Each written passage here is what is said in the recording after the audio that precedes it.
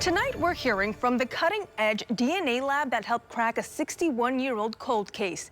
Catherine Blackburn was murdered inside her apartment in Albany in 1964, and for more than 6 decades, the case remained unsolved. Tonight, I take you inside the specialized forensic lab that helped solve this case and finally give a family closure.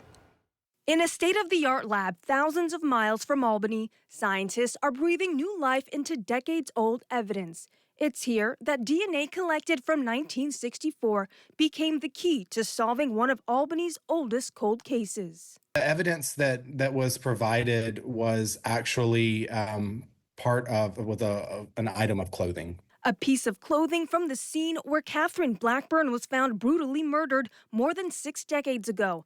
That's what Othram, a Texas-based forensic genealogy lab, used to create a DNA profile for the suspect. And so once you build a DNA profile, you can understand the individuals that are related to a person. This DNA profile gave investigators the genetic roadmap they needed to begin building a family tree. Law enforcement is then tasked or charged with going out, talking to relatives, the people that we know are likely related to this unidentified person, and do reference testing by selecting or collecting a DNA sample from the likely relative and then comparing that to the unknown person. And then ultimately that allows for the case to get to an endpoint, which is the identification. And that's exactly what happened in Blackburn's case, leading investigators to identify Joseph Nowakowski as her killer. But Othram's work extends far beyond Albany. The lab has worked on hundreds of investigations nationwide, including the 2022 Idaho College murders.